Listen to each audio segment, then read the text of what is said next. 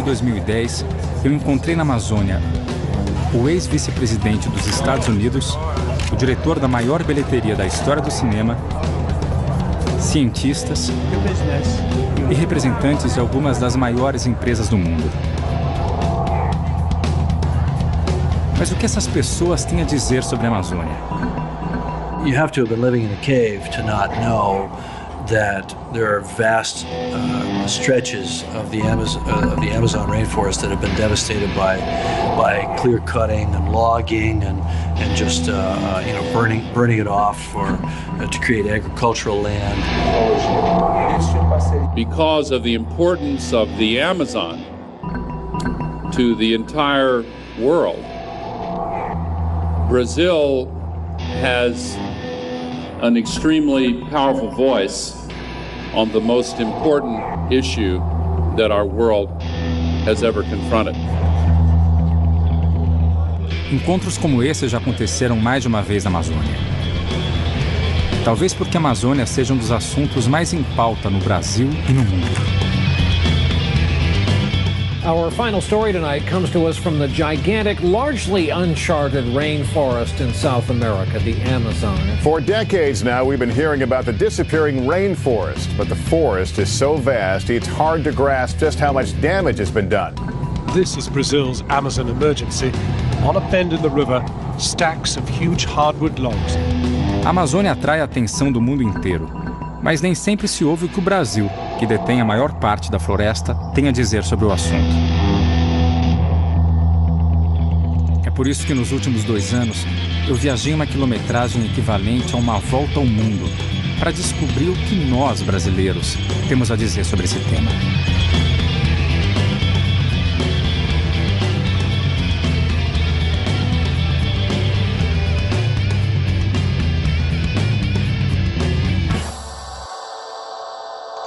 A Amazônia ocupa mais da metade do território brasileiro. Mas ao contrário do que muitos estrangeiros pensam, o Brasil não é só floresta. Eu, por exemplo, moro numa cidade com cerca de 20 milhões de habitantes, considerada a 4ª maior aglomeração urbana do mundo. Na minha cidade não tem floresta. E as únicas onças que eu vi estão no zoológico.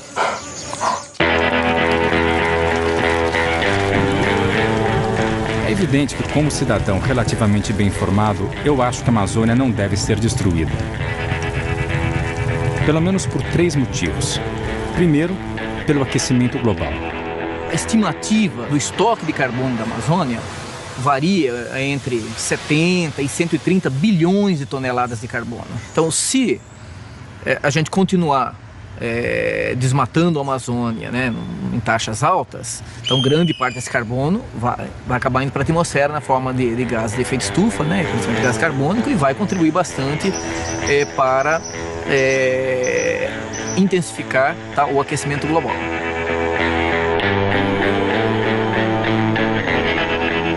Mas esse não é o único motivo. A importância da Amazônia vai muito além. Nós temos a maior biodiversidade do planeta e essa riqueza de espécies, de ecossistemas e de variabilidade genética que nós temos é um manancial valiosíssimo, tanto para a indústria farmacêutica quanto para a produção de alimentos de grande valor nutricional e alimentício. Se toda a Amazônia for desmatada, nós teremos uma massiva extinção de espécies. Existem milhares e, na verdade, dezenas de milhares de espécies da fauna e da flora na Amazônia que são endêmicas. Elas só existem em áreas muito localizadas da Amazônia. Um desmatamento geral elimina a possibilidade dessas espécies, ou muitas dessas espécies, sobreviverem. Então, será uma extinção biológica de enorme impacto.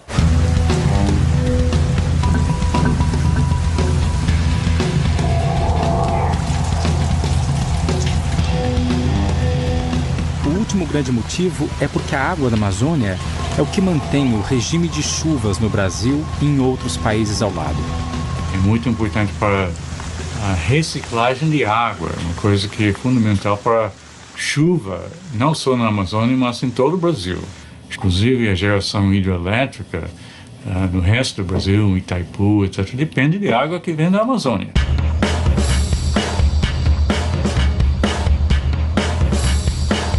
Chuva, água doce, clima, biodiversidade. A Amazônia é essencial para o mundo. E o Brasil, responsável pela maior parte da floresta, tem que encontrar um caminho novo para desenvolver-se com ela de pé. Se você pegar os países desenvolvidos, eles se desenvolveram a custas dos seus recursos naturais e destruíram os seus recursos naturais. Nós temos hoje uma situação completamente diferenciada. A nós, não só por uma pressão interna, mas também por uma pressão internacional, é exigido um respeito profundo ao nosso ambiente, porque sabidamente ele tem um efeito globalizado. Nós já perdemos aproximadamente 18% da Amazônia brasileira. 1% da Amazônia é muita coisa.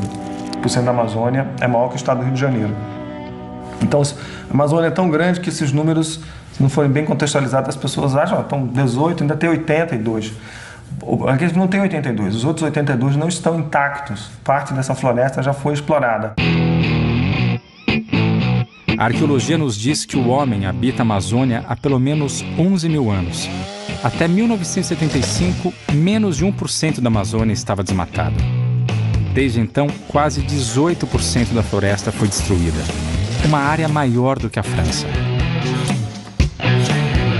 Bom, o que levou à destruição é a nossa trajetória histórica, econômica e social e institucional. E o governo, de certa forma, foi o grande responsável. Ele pagava para desmatar, ele criou toda uma lógica de que o processo de integração da Amazônia teria que passar pelo desmatamento.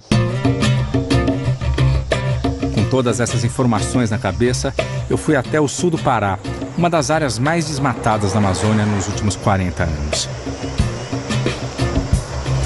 É a terra onde mora Lázaro, um fazendeiro que veio há 35 anos para a Amazônia.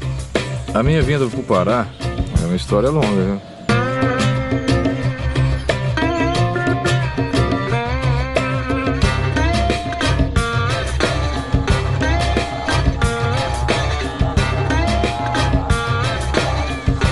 Hoje ele é um dos 425 mil fazendeiros que vivem e produzem na Amazônia. É mais um dos que chegaram aqui nos anos 70 apenas com um sonho. Mas para realizar esse sonho, ele precisava primeiro destruir a floresta.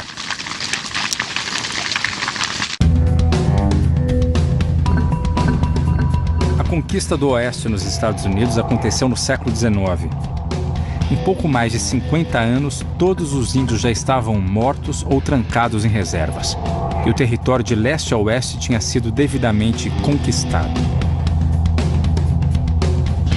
A nossa conquista do Oeste, ou melhor, do Norte, foi feita por gente como Lázaro, incentivado pela política de ocupação idealizada pelos militares. A Amazônia aparecia no imaginário do país como um vazio demográfico, diziam os militares naquela época. Um vazio demográfico que precisava ser ocupado em nome da segurança e da soberania do Brasil, etc. A população amazônica era muito pequena, né? Há alguns anos atrás. Então, aqueles que pensaram no desenvolvimento da Amazônia, pensaram na maneira de você, na ocupação dessa Amazônia. Então, eu não tenho dúvida que isso foi um fato positivo. O modelo dos militares, na época, a ideia central era boa, que era fazer a integração da Amazônia, finalmente. Eu vejo assim, que eu acho que a gente tinha que ter reconhecimento, que eu acho que nós temos muito valor por chegar aqui como chegamos, passar por tudo que nós passamos e fazer com que esse Estado saísse de uma cultura, que é uma cultura, na época extrativista, para uma cultura produtiva. Mas nem todo mundo acha que isso foi um fato positivo.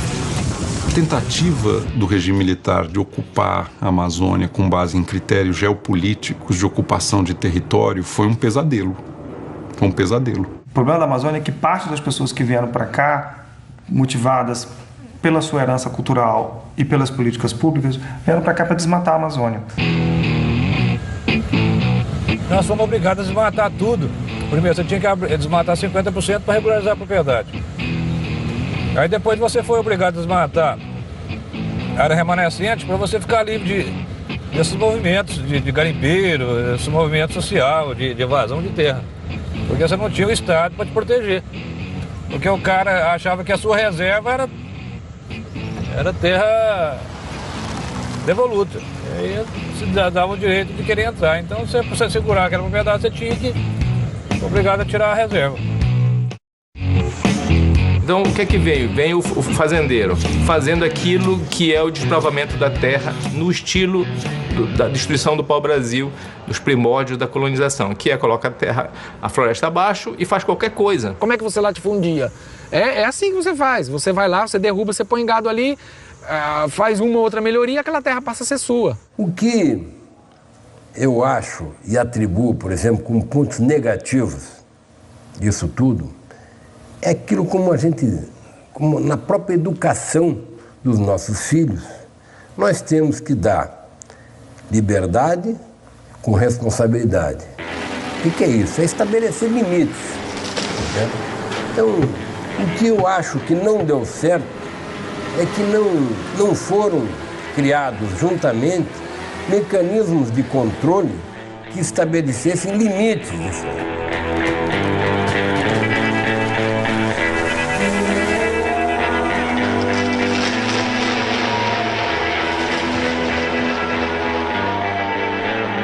É difícil julgar o que aconteceu 40 anos atrás. Naquela época não se falava em meio ambiente e não havia ameaça do aquecimento global. A floresta, para a maioria, era apenas mato e atrapalhava o crescimento do Brasil. O mais importante era produzir. Porque o Pará tem uma vocação fantástica para a agricultura e pecuária. Por causa do clima, do sol e da chuva, entendeu? Então aqui, e por causa também da logística. Você vê, nós hoje estamos próximos dos mercados consumidores.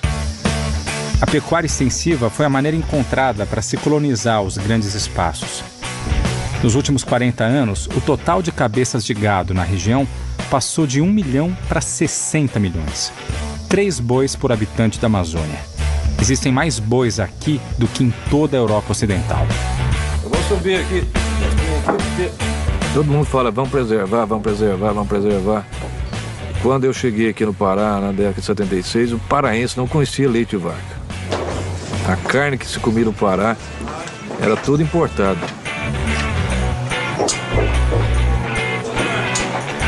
Hoje nós temos o 4º rebanho do país.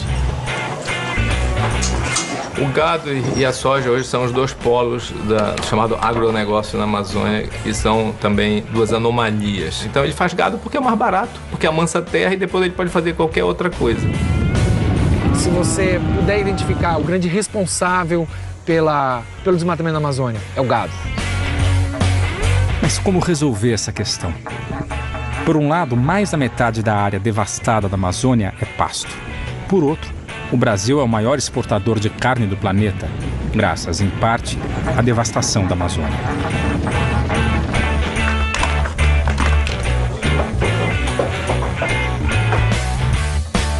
Eu falo pro meu filho, eu falo, rapaz, pode ser o pior negócio do mundo, mas eu não paro de criar boi. Entendeu? Até só paro no dia que eu morrer. Criar boi de maneira extensiva pode ser um bom negócio para o Lázaro, mas certamente não é para a floresta. As estatísticas mostram que há menos de 1 boi por hectare nas terras desmatadas da Amazônia. 0,9 boi, se isso fosse possível, né? Substituir floresta por pecuária de baixíssima produtividade certamente não é uma atividade que deve ser recomendada para a Amazônia. Os técnicos acreditam que a produção poderia ser dobrada ou até triplicada com a ajuda da tecnologia, sem que fosse necessário cortar uma única árvore. A ideia hoje é não aumentar 1 palmo de área desmatada na Amazônia, e sim recuperar aquelas áreas que já foram desmatadas no passado, poder aproveitá-las quando da forma correta para a pecuária, no local certo, na hora certa.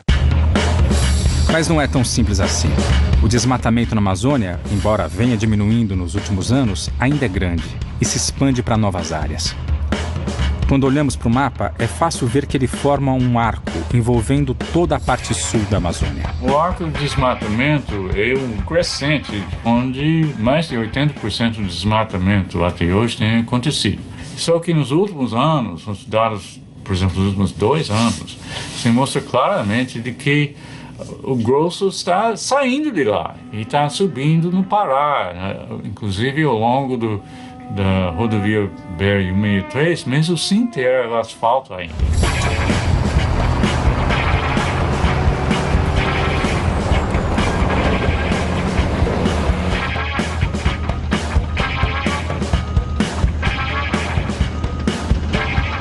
As estradas, elas partiram de uma concepção cartográfica da Amazônia. Qual foi a diretriz? Vamos colocar os pontos não navegáveis dos rios. É um conceito muito rústico, muito primário e agressivo para a Amazônia. Bom, a BR-163 tem 40 anos e até hoje não foi concluída. Os fazendeiros, os extratores de madeira, que são os principais personagens no lado paraense da BR-163, eles chegaram a construir 600 quilômetros de estrada absolutamente clandestinas. A lógica do avanço da fronteira do desmatamento começa, obviamente, com uma personagem bem conhecida, a motosserra. São os madeireiros que avançam sobre novas áreas, abrindo caminho para outros que vêm atrás. Então, o governo vem há vários anos batendo na tecla de que a BR-163 vai ser ocupação ordenada, que vai ser precedida da criação das reservas, que vai ser precedida da definição do zoneamento. E justamente ali que esse ano é o foco do desmatamento. O município de Novo Progresso, no meio da rodovia, é o campeão de todos os municípios do Brasil em termos de desmatamento. A construção de estradas é um assunto controverso na Amazônia. Por um lado, elas servem para abrir novas áreas ao interesse dos madeireiros ilegais, aumentando o desmatamento. Elas formam aquilo que é chamado de espinhas de peixe. Mas, por outro lado, elas são a única forma de parte da população chegar a um hospital, em caso de necessidade, e usar de outros serviços das cidades grandes. Além disso, são uma das únicas maneiras do Estado chegar a regiões totalmente sem lei.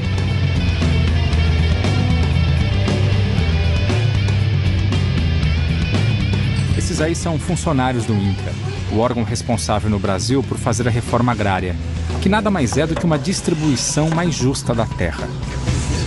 Eu encontrei com eles nesse restaurante de beira de estrada, a 400 quilômetros de Santarém, na BR-163. Nosso destino é justamente a cidade de Novo Progresso, a nova capital do agronegócio e, consequentemente, do desmatamento e do conflito.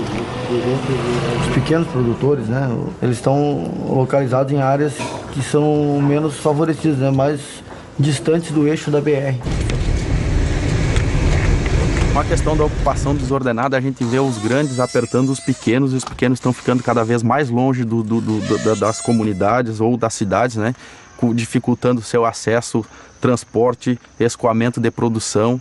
O pequeno hoje, qual foi a alternativa para que ele tivesse o seu direito reconhecido? Foi colocá-lo em projetos de assentamento, né? Foi a criação de projetos de assentamento. O INCRA foi criado pelo governo em 1970 para tentar mediar a luta pela terra. Esses conflitos foram e são o resultado da política de ocupação da Amazônia adotada pelos militares. Eu tinha uma visão muito simplista da Amazônia. Eu esperava chegar aqui e encontrar o lado bom e o lado ruim de cara. Isso foi muito difícil para mim compreender, né? Nos primeiros 6 meses, 1 ano em que eu vivi aqui, a impressão que eu tinha é que era uma guerra de todos contra todos e que eu não sabia de que lado eu estava. Né? De que lado o INCRA estava, de que lado o governo brasileiro estava, enfim. Até mesmo porque nessa guerra de todos contra todos, esses diversos agentes em oposição entre si, o Estado também tem uma atuação ambígua, né? Ambígua e contraditória, que isso é da natureza do Estado, né? Ter trazer vários interesses para o seu bojo, né? Então, ora ele atua do lado do agronegócio, ora ele atua do lado da reforma agrária. O Fagner é um cara muito idealista. Ele tem 26 anos, curso superior, saiu da sua vida confortável no Rio Grande do Sul e se mudou para Santarém, no Pará, com o objetivo de ajudar na reforma agrária. A correlação de forças aí é muito desigual, né? Nós estamos brigando com um facãozinho, né, contra todas as armas do poder econômico, do poder político, né, e muitas vezes do próprio judiciário, da própria estrutura estatal, né, que é toda ela voltada para a conquista das fronteiras agrícolas, para a agregação de riquezas, né? Então, nós estamos lutando contra a força do sistema.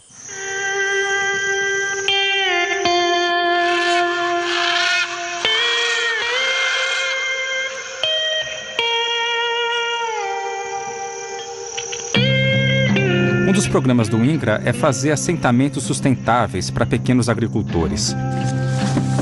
Como esse da Dona Marli, que eu tive a oportunidade de conhecer.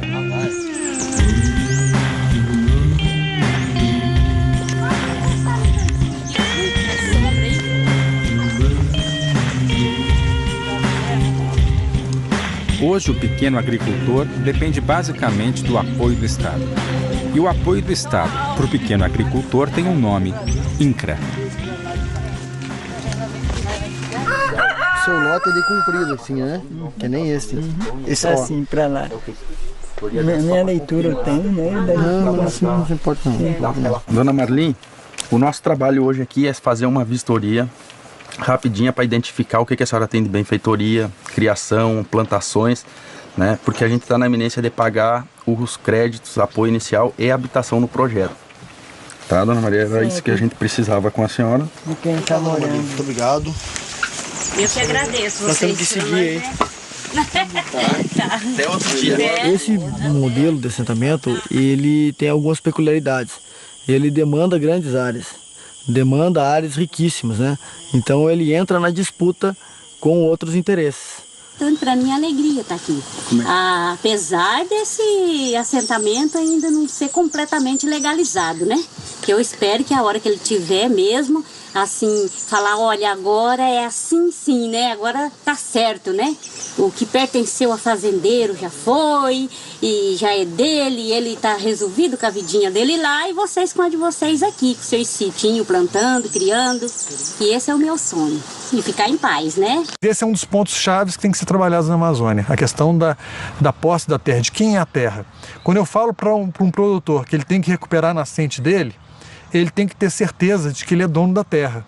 Se ele tiver certeza de que ele é dono da terra, com certeza ele vai ter ainda mais interesse em preservar. Se ele acha que um dia ele vai perder aquela terra, ele não vai investir para manter aquela terra a longo prazo. Ele vai pensar só em tirar, porque um dia ele pode não ser dono daquela terra. Um dos trabalhos do INCRA é mapear as propriedades na Amazônia. No futuro, ainda bem distante, o governo será capaz de comparar os mapas da devastação com o mapa das propriedades. E aí sim, descobrir quem são os verdadeiros responsáveis pelo desmatamento e aplicar a lei. Tem uma contradição na política do governo de, em parte, jogar do lado da solução e, em parte, jogar do lado do problema. Quando o governo coloca um assentamento de reforma agrária numa área de floresta, ele está do lado do problema. Ele está, de fato, usando a floresta para resolver, no curto prazo, uma demanda social, mas no médio prazo essa demanda social não vai ser resolvida, porque a floresta não é o local para fazer reforma agrária. Mas o governo, quando cria uma reserva ambiental e numa área que seria desmatada, o governo, de fato, está jogando do lado da solução. Então nós estamos indo com destino a fazer Marambaia. É uma fazenda que tem um acampamento sem terra na frente dela. E nós vamos reunir com alguns produtores que estão lá, inclusive o proprietário, que está sendo objeto de especulação desses movimentos agrários liderados por essa sigla MST, né? Que tanto terroriza o Brasil. Chama Gladson Barbosa de Souza. Entrei no movimento em 94, ou seja, agora completou seus 16 anos, né? Esse confronto com os fazendeiros e com os empresários da região é um enfrentamento direto né, na luta pela terra. Então, e hoje ele é um pouco mais acirrado, porque tanto o MST também conseguiu se organizar mais, né, e também os fazendeiros conseguiram se organizar cada vez mais. Quando a gente está discutindo a questão da reforma agrária, para os fazendeiros, o que vem na cabeça deles? Que a gente não vai ficar rico. Quando a gente ocupa a terra, a gente vem com uma proposta de desenvolvimento. Que não é mais incorporar só aquele que vai ficar rico pessoalmente, mas que vai pensar uma lógica de organização para uma sociedade toda, para uma comunidade toda. Se os assentados têm a proteção do INCRA, o Jorge e seus amigos conquistaram seu pedaço de chão militando no MST, o Movimento do Sem Terra. É uma outra forma de tentar equilibrar a disputa pela terra, ocupando fazendas e muitas vezes partindo para o confronto aberto. Nasci na periferia de Belém, num bairro chamado Guamá. Eu acho que como conquista fundamental foi ter espaço de moradia, ter espaço de educação dos meus filhos, que eu não teria se estivesse numa periferia de uma capital. A gente, quando entra numa ocupação, quando a gente vai para um acampamento, a gente vai sabendo que lá a gente vai viver mais e a gente vai viver melhor. Porque a gente quer sair daquelas condições que a gente tinha lá na cidade para construir uma outra. Porque ninguém sai de uma condição de vida para ir para uma outra pensando que vai piorar, que vai morrer, que vai, né? A gente sempre pensa que vai para melhorar, para viver melhor. A dificuldade muito grande dos movimentos sociais se consolidarem na região é exatamente pelas pressões que recebem pelo longo histórico de impunidade daqueles que agem contra os trabalhadores, né? Praticamente todo o presidente do Sindicato de Trabalhadores Rurais aqui já recebeu várias ameaças, né? O presidente da associação que combate o madeireiro, né, ele é ameaçado, ele tem a sua casa queimada, enfim, esse é o cotidiano, né, de um lugar em que o Estado esteve ausente durante muito tempo. Hoje isso começa a mudar com a chegada dos órgãos estatais, mas ainda há passos muito tímidos, né? Não se trata apenas de discutir a presença do Estado, mas a qualidade da presença do Estado, né? Quer dizer, todos nós que trabalhamos na Amazônia, pela sociedade civil, no terceiro setor, com os movimentos sociais, advogamos a importância de que haja um aumento qualitativo da presença do Estado na região, mas do chamado Estado democrático de direito. Qualquer Estado não, entendeu? Nós queremos que a justiça funcione, que a polícia apure os fatos, né, que a violência seja reprimida.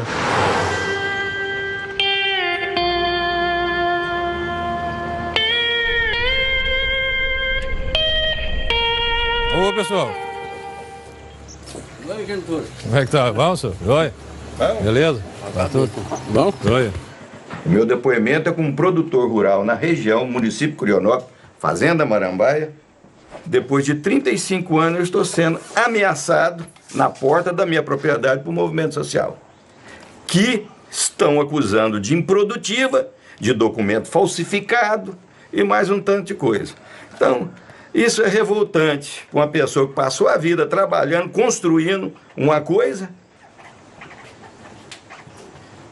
e depois de tantos anos, você vê a coisa que parecendo que vai ruir sem apoio de autoridade, sem reconhecimento do Estado. Do seu trabalho, para que faça do meu trabalho, como de todos os nossos vizinhos que estão na mesma situação. É o que nós estamos vendo acontecendo no sul do Pará. Infelizmente, essa é a realidade. Nós, produtores rurais, e hoje nós não devemos mais falar fazendeiro, isso acabou. É o produtor rural, né? Que está segurando a balança comercial, não só aqui, mas no Brasil inteiro. Mas nós somos os produtores mais discriminados pelo Estado. Porque nós estamos na Amazônia. Porque estamos aqui na Amazônia e, infelizmente, temos a complacência com esses pseudo-movimentos, que é um verdadeiro favelamento. Quer dizer, se o cidadão já é aculturado, ele é ignorante, e lá no campo, onde ele está sendo assentado, sem a menor estrutura, como hospital, escola, estradas, se ele já não tem perspectiva, não tem essa escola Qual é a perspectiva do filho desse cidadão? Se assenta por emoção. Se assenta por emoção. Por política. Por voto. A busca do voto. Isso nós não suportamos mais. Mas nós resolvemos dar um basta aqui. Aqui, esses movimentos não vão nos empurrar 1 metro, não. Vai ser difícil. Porque nós vamos reagir e empurrá-los 1 metro para trás. Daqui para frente vai ser dessa maneira. Porque um homem acuado, como nós estamos aqui, ele não mede, às vezes, as consequências. É uma situação difícil.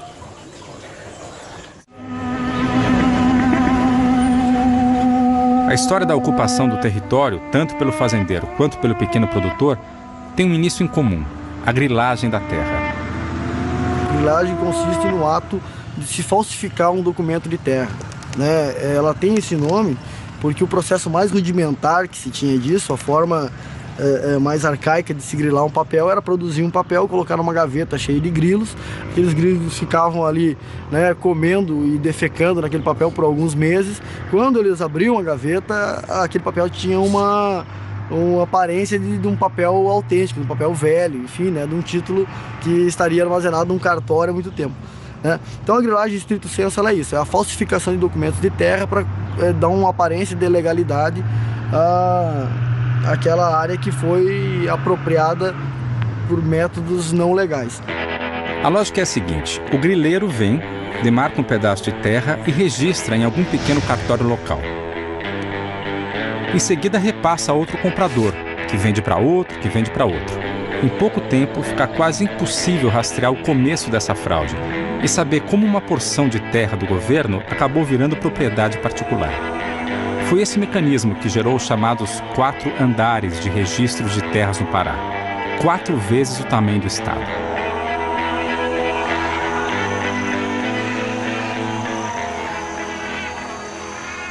Não, aqui dentro, então, por enquanto, assim, eu tô bem. Sobre esses pessoal aí, todo mundo são meus amigos aqui. Mesmo os caras que perderam aqui, que fizeram esse pedacinho aí, tudo pegou e ficou... Ficar tudo bem, não teve problema algum. Tem que manter essa harmonia aí com o pessoal, né? Com os assentados, que começando aquele negócio de ameaça, de briga aí, fica ruim. Não, mas é que naquele tempo que não queria que eles entravam aqui, eu tenho que ameaçar, porque se eu não ameaçava, vieram uma vez com 3 espingardas aí, falei, mas rapaz, vocês estão aí ficando besta. Vocês disseram que vocês não conhecem quem é eu? Eu vou entrar de tal de gauchinho, que vocês falam, não sei, que tá alemão a pressa, um tal de Paraná com a espingarda também. Quando que foi, de repente, tinha 10 gente lá. Falei, rapaz, se vocês não saírem daqui, eu mato todo mundo. Falei, mas como é que você vai matar todo esse pessoal que tem? Você tá sozinho no meio de nós aqui. Nós pega e acaba com você. Falei, vocês nem sabem como é que eu faço. Eu pego e toco veneno dentro da água, mato todo mundo. Daí tem um monte de história do veneno na água, é. Aí foi esse problema aí que eles vieram enchendo o saco desse negócio de veneno da água, né? Então, sei lá, você sabe que essa terra é meu e eu não tenho jeito de pegar e perder isso aqui. Isso aqui é tudo que eu consegui na minha vida, foi isso aqui. Se eu perder isso daqui, a minha vida foi embora. Você comprou de quem? Isso. Quando que eu comprei do Ney Desan, lá do Paraná. Mas você não teve escritura, nunca registrou no cartório, né? Não, só tem... Fizeram um contrato, só um contrato de compra e venda. Mas foi feito no cartório. Então, o senhor siga com a sua plantação, enfim, traz o seu gado aí para aquela parte que está aberta ali, que você está cercando, né? Aí, se a justiça decidir, conforme a justiça decidir, vamos ter que cumprir todo mundo. Né? E se o senhor não voltar atrás, a gente não volta atrás também. O dia que tiver uma decisão judicial, o que perder vai cumprir a decisão judicial. Né? Então tá, até logo. Tudo bem? Até próximo.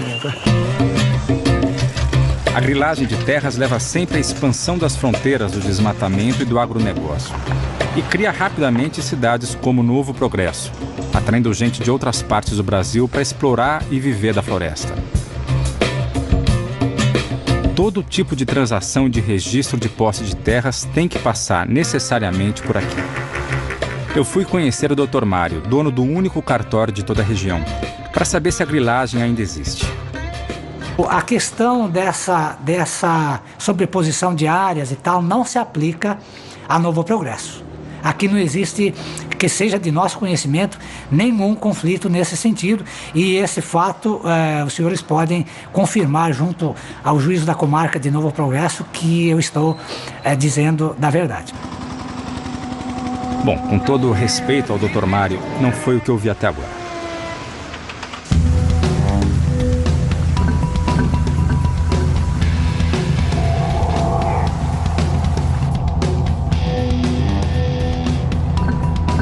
Mas seria simplificar tudo o que vi, dizer que o problema da Amazônia está somente na pecuária extensiva ou na propriedade legal. Ao longo dos milhares de quilômetros que percorri, pude ver o quanto a miséria pode ser um fator de destruição da floresta.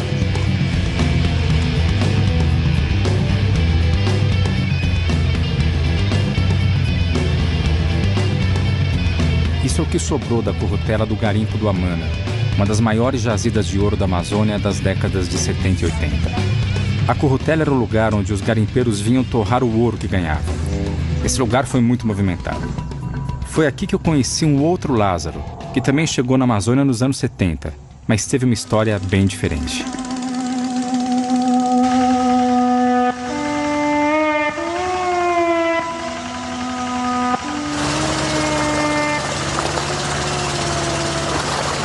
Bom, garimpo para mim, a princípio foi assim uma febre, um mal, entendeu?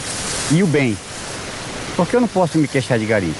Ganhei dinheiro com garimpo em 1984, no Marupá, no Alto Tapajós. Nós produzimos uma média de 150 quilos de ouro.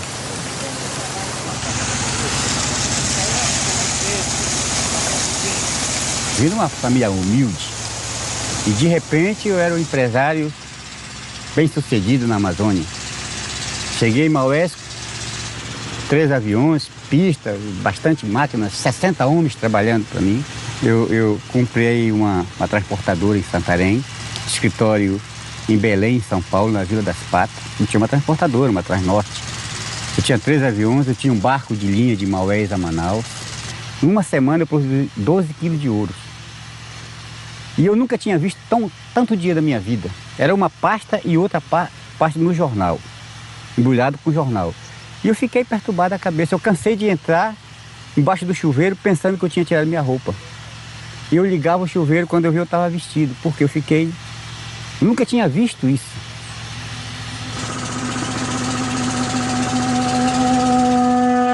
Então eu investi errado, porque eu não tinha tempo para tomar conta disso. Eu botava terceiros, entendeu? E no final não deu certo. E você ganhou bastante dinheiro, isso aí não tem que negar não. Ganhou bastante dinheiro, isso aí... Mas foi tudo de água abaixo de novo, né? Chegou o ponto de eu não ter nenhuma bicicleta para andar em cima. Quem tinha 4 carros na garagem, casas boas para morar, chegou ao ponto de perder tudo para não ter, né? E isso não foi coisas erradas que eu fiz não, foi negócios errados, investindo, porque garimpa 5 meses de idade e tira, entendeu? Se você, digamos, não está produzindo e quer continuar, por isso que eu digo, garimpo é um jogo, de repente você fica sem nada. A minha idade, o tempo passou, eu não tenho mais como arranjar um emprego na cidade, você sabe que é muito difícil. Eu fiz isso aqui um salário para mim, disso aqui eu faço meu ganha-pão. Porque aqui se tiver 15 gramas de ouro a R$60, R$62 o grama, aqui tem o quê? Quase R$1.000, né? Então se eu ser 4 semanas, no caso te sobra R$4.000. Aonde que eu vou ganhar isso na cidade? O emprego, a idade, né? O nosso conhecimento que é pouco. Então, a gente se conforma com isso aqui. E isso aqui que nós sobrevivemos, entendeu? Daqui que nós tiramos o sustento da família, a educação dos filhos. Hoje, se eu tivesse 10 quilos de ouro, eu ia embora.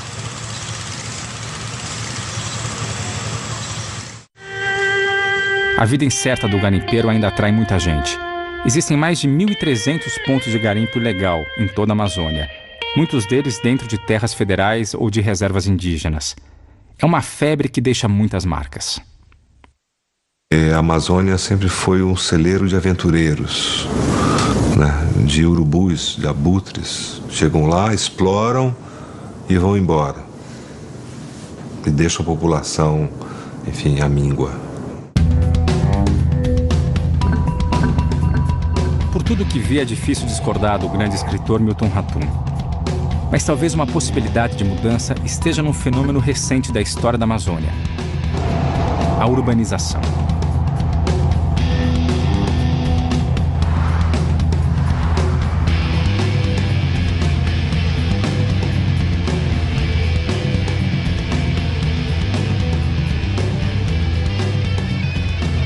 Amazônia hoje está em grande parte urbanizada e há concentrações enormes, né? Talvez o exemplo mais gritante é o estado do Amazonas, onde Manaus é uma cidade enorme, uma metrópole, entendeu? E as outras regiões do estado têm baixa densidade. Então, acho que é importante ter essa visão de que a Amazônia é um sistema enorme e que a Amazônia é água, floresta e diversidade. Ninguém fala das cidades da Amazônia. Os estados fazem os seus zoneamentos sem cidade, como se fosse que a cidade não existe. E, no entanto, 70% da população da Amazônia vive em núcleos urbanos. Acontece que as cidades são cidades absolutamente sem dinamismo algum. São as trocas entre cidades que dinamizam as cidades. E para isso você tem que ter indústria.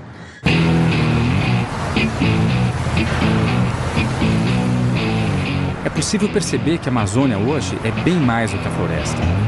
São centenas e centenas de cidades que abrigam a maior parte dos cerca de 25 milhões de habitantes da Amazônia. E eu me pergunto, no meio de tanta cidade, onde estariam os povos da floresta?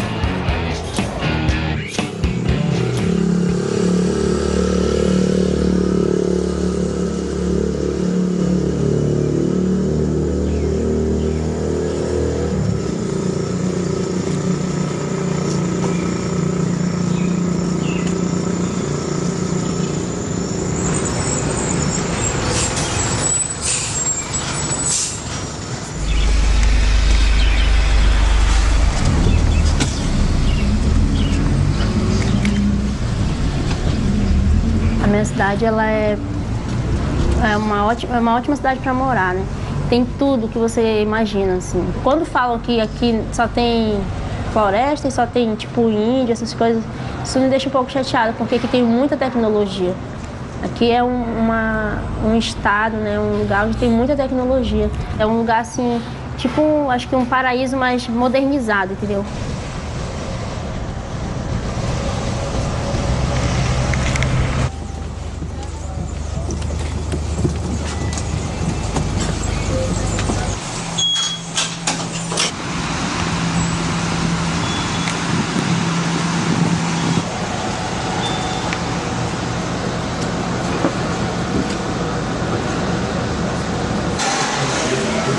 Para mim, a Amazônia, ela é tipo como se fosse uma joia que você tem que proteger, né? Uma joia que todo mundo quer. Todo mundo quer esse diamante, como se fosse um diamante muito valioso, que todo mundo quer, todos os outros países, né?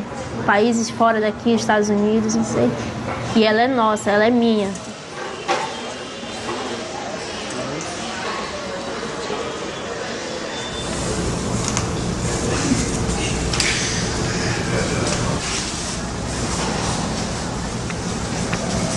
O distrito industrial onde Alice trabalha chama-se Zona Franca de Manaus e foi criado há mais de 40 anos. Do mesmo jeito que incentivou a ocupação de terras em toda a Amazônia, o governo quis atrair as empresas para cá, oferecendo condições super especiais. De certa maneira, isso funcionou. Hoje existem mais de 450 empresas de alta tecnologia em Manaus. Tudo muito bom, né? O problema é que a tecnologia... Bom, essa vem de fora. Ainda são poucos os centros de produção científica da Amazônia. Para se ter uma ideia, existem mais doutores na Universidade de São Paulo do que em toda a região amazônica. Eu acho que a chave para você desenvolver a Amazônia, desenvolver produtos na Amazônia, desenvolver a Amazônia, o que a Amazônia tem em termos do seu potencial, ele está estritamente e extremamente vinculado à produção do conhecimento sobre a Amazônia. Há um mundo desconhecido na Amazônia que, com os 3.500 doutores que nós temos do lado brasileiro da Amazônia, vai ser praticamente impossível a gente conhecê-la, sei lá eu, no próximo milênio, alguma coisa desse tipo. E quem consome a montanha de televisores, aparelhos de som e DVD, máquinas fotográficas, computadores, celulares, relógios e motocicletas made in Manaus? Todos nós. A Zona Franca é hoje uma ilha industrial cercada de floresta por todos os lados. O meu maior sonho é ter uma casa confortável. Tenho vontade de ter filhos, de casar, uma televisão. carro, computador, comprar geladeira, comprar tudo da melhor qualidade, entendeu? Tudo da melhor qualidade, porque um dia eu posso chegar e levar minha mãe na minha casa, olha, essa é a minha casa, isso é o que eu conquistei. Eu descobri que a Alice tem sonhos não muito diferentes dos meus. Na verdade, ela tem sonhos iguais a quase todo mundo. Mas para ter tudo isso, tem que produzir, tem que ter matéria-prima. E uma grande parte das matérias-primas mais importantes para a economia do Brasil e do mundo está escondida no subsolo da floresta. Para começar, a Amazônia é extremamente rica em vários tipos de minérios. No Pará, por exemplo, está a maior mina de minério de ferro a céu aberto do mundo. Desse pequeno ponto, que representa 0,01% da área total da Amazônia, saem cerca de 100 milhões de toneladas de minério por ano. Hoje, o minério de ferro daqui abastece os 4 cantos do planeta. Ou seja, gente do mundo todo é beneficiada pelo subsolo amazônico. E sem minério de ferro, nossa vida urbana simplesmente não existe, com carros, televisão, computador, geladeira, prédios e cidades. A outra matéria-prima essencial para manter o nosso estilo de vida é um velho conhecido, o petróleo. A Amazônia também tem petróleo. A 650 quilômetros de Manaus fica o principal polo de produção da região, Urucu.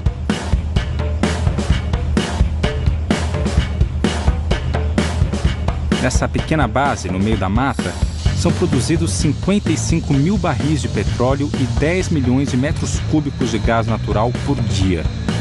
O petróleo é considerado de altíssima qualidade e é usado para pôr gasolina no nosso carro, entre outros usos.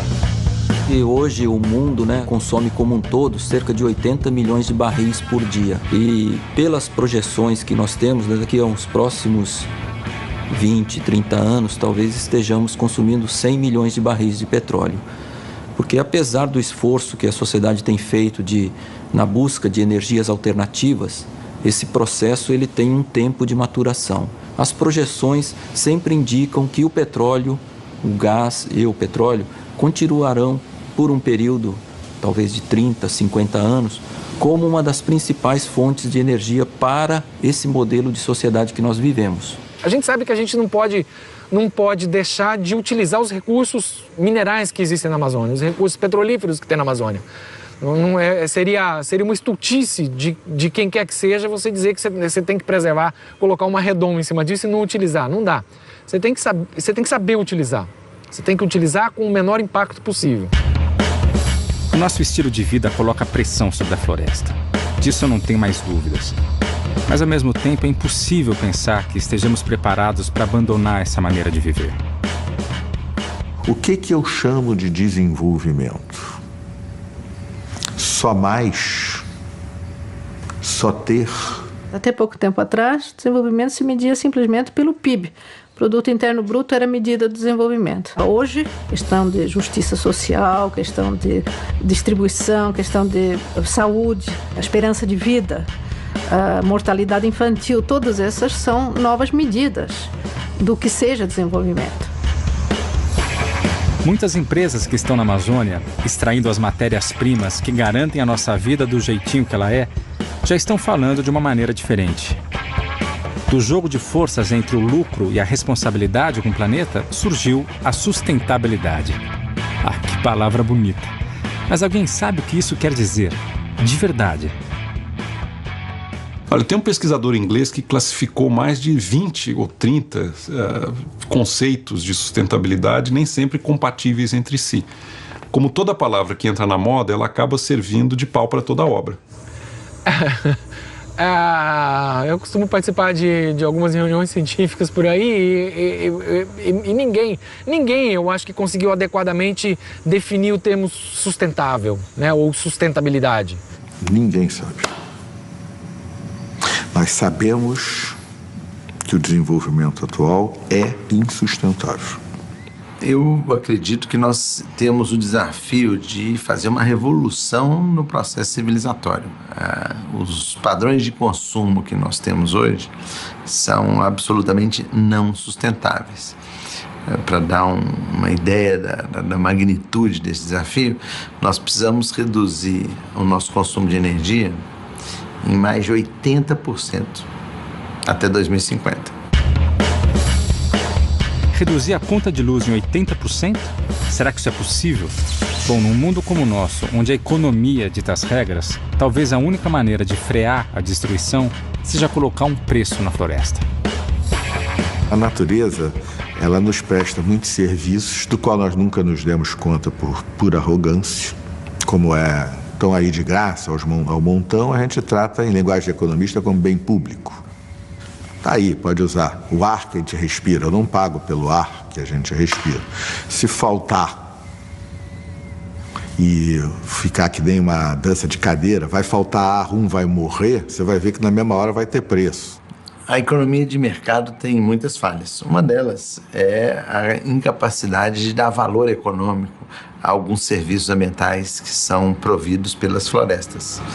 E existe um movimento muito importante nos últimos anos de atribuição de valor, de quantificação econômica desses serviços ambientais. O que são esses serviços são funções dos ecossistemas a que os homens vêm atribuindo valor, como o carbono, como a água, de certa maneira, como os serviços da biodiversidade, os serviços que a natureza presta. São inúmeros. E tem um, inclusive, que é o existencial, que é, para mim, o mais importante. A natureza é o fundamento da nossa existência, ou não? Mas esse ninguém dá bola.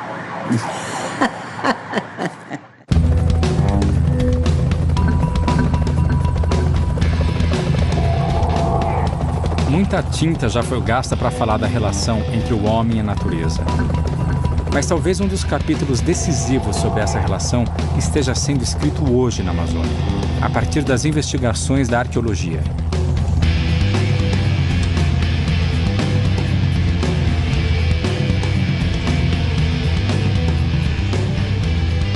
A gente sabe hoje que a Amazônia é ocupada há pelo menos 11 mil anos.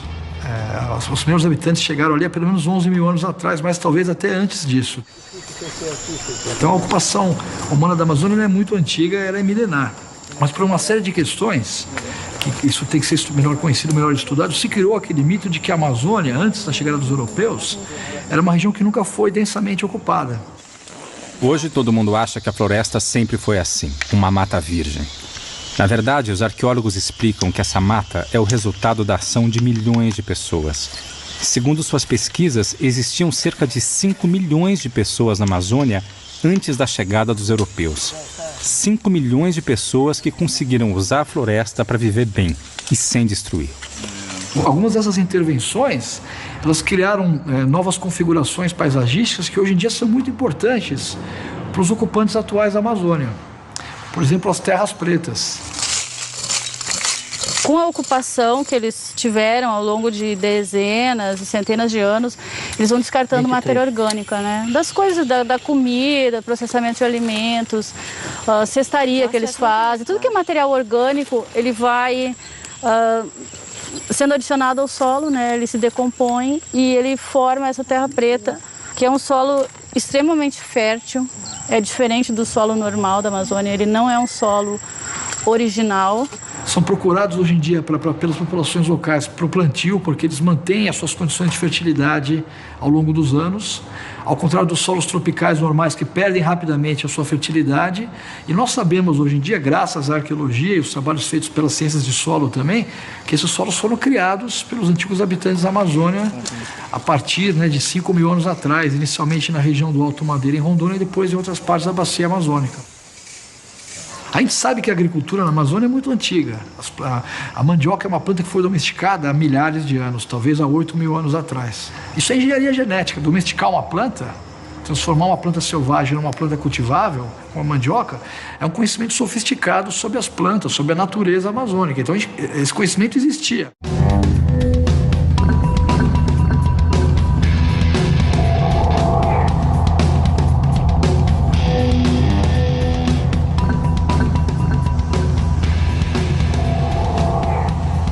Pensando em como 5 milhões de pessoas conseguiram viver na Amazônia sem destruí-la, resolvi fazer uma longa viagem até alguns dos herdeiros diretos das antigas civilizações amazônicas, os índios.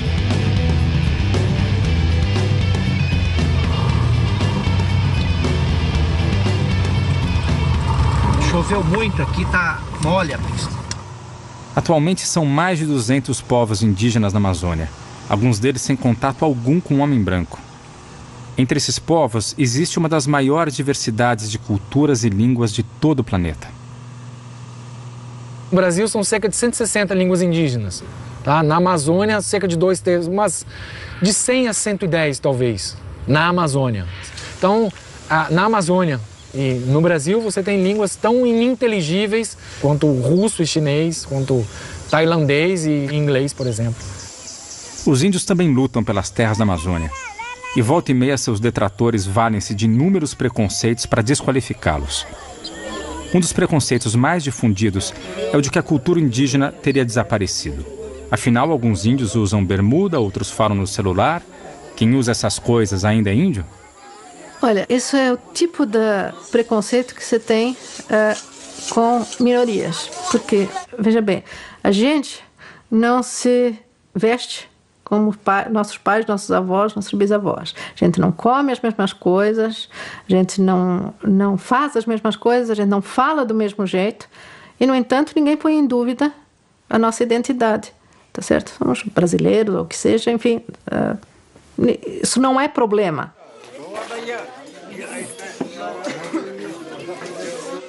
Mas para os índios, se tem uma imagem de que eles têm que ser aquela coisa do século XVI. Quer dizer, andarem pelados, usarem arco e flecha ou borduna, né? E, enfim, mostrarem performaticamente que são aqueles índios que a gente espera. Só que a história passou para eles também, tanto quanto passou para nós. E quem é que diz que uma sociedade é indígena ou não? Então, o que constitui uma sociedade indígena? E aí eu acho que a resposta é o seguinte, é exatamente essa consciência de uma continuidade histórica, né, com uma sociedade pré-colombiana, uma sociedade que estava aqui antes dos outros.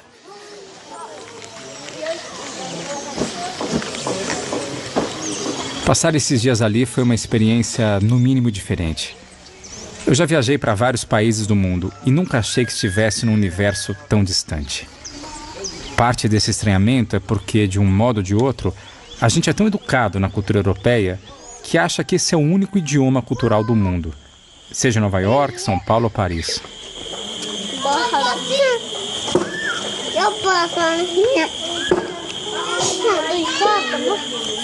Quando eu cheguei, eu não sabia falar na língua, e aí fiquei dependendo da ajuda de uns poucos intérpretes.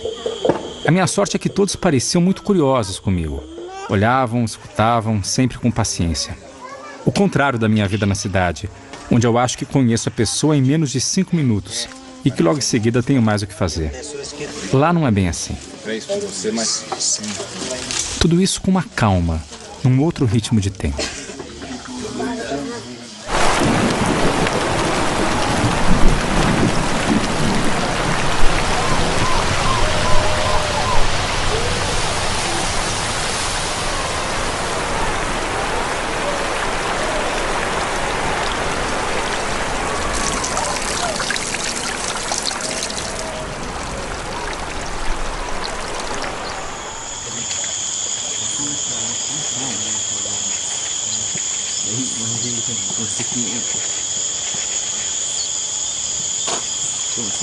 A floresta é a casa do povo Yanomami.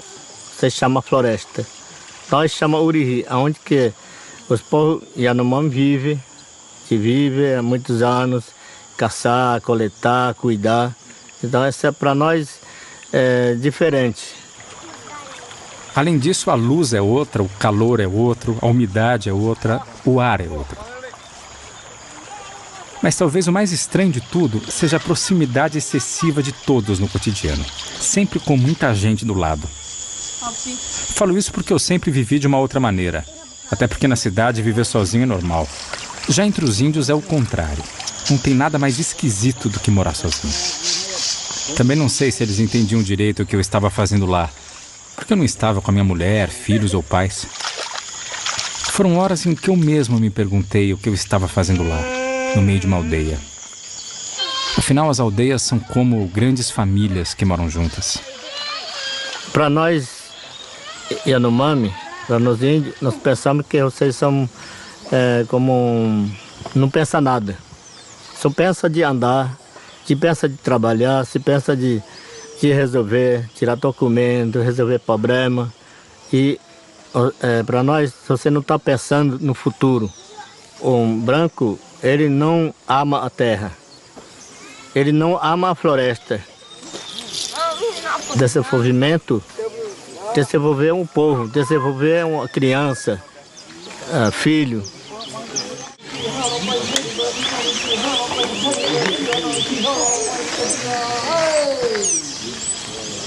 Cada vez mais descubro que não se vai para a Amazônia impunemente.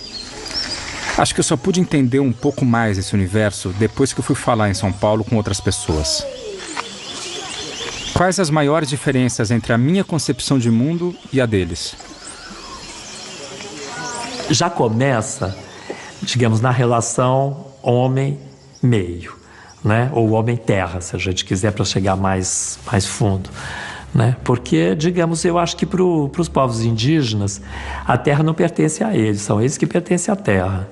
Né? Para nós, a terra é um objeto inerte, certo? Mensurável e, digamos, apropriável. Né? Ela pode nos pertencer coletivamente, individualmente, etc. Mas, enfim, a questão da propriedade já é imediatamente colocada. Digamos, a terra não é separada, a floresta não é uma entidade separada de gente, de bicho, de planta, de espíritos, né? E, portanto, você tem que tratar, do ponto de vista cosmológico, com esse todo. Um dos mais influentes pensadores do mundo atual, o antropólogo Eduardo Viveiros de Castro, ajudou-me a entender um pouco melhor a relação entre o homem e a natureza para os índios. São incontáveis os mitos indígenas que começam. No começo, os animais eram gente. No começo, tudo era gente. Há mesmo um mito, Caxinauá, se não me engano, que começa radicalmente. No começo não havia nada, só havia pessoas. Pra gente o problema não existe esse tipo de problema. Bicho é bicho, gente é gente, né? Agora lá as coisas não funcionam bem assim.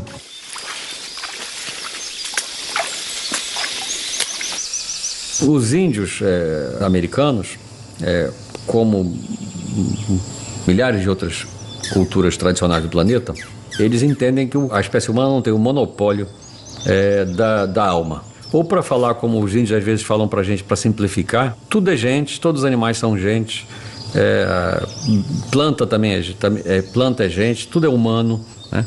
Os animais também são humanos, os porcos são humanos, as onças são humanos, os jacarés, as árvores, eventualmente até objetos e artefatos possuem um componente invisível que é humanoide, né, que tem uma forma humana. Existem várias maneiras de dizer isso. Às vezes eles dizem, por exemplo, que os animais são gente por debaixo de uma roupa. Isso que a gente vê é só uma roupa. Quando os animais estão longe da nossa visão, eles tiram essa roupa e ficam iguais a nós. Isso faz com que, por trás desse invólucro, dessa roupa de bicho, exista sempre uma alma humana genérica, né? Um duplo humano, um estado humano.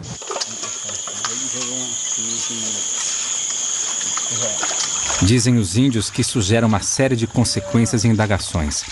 Por exemplo, o que nós comemos quando comemos os animais? O que matamos quando matamos animais e derrubamos árvores?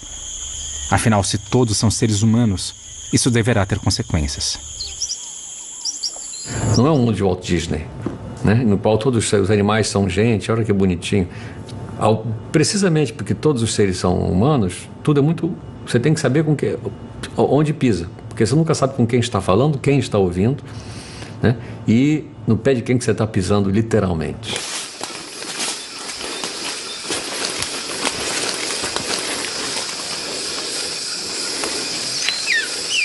Não se faz nada impunemente, dizem os índios. Viver é muito perigoso. E é preciso muito cuidado para não ofender esses outros seres humanos, essas outras gentes na concepção deles. Não porque o universo seja frágil, mas porque, ao contrário, nós somos muito mais frágeis. É preciso medir e pesar as consequências do que se faz, uma vez que a vida envolve uma troca de vidas e de mortes. O universo se torna extremamente interessante e extremamente perigoso.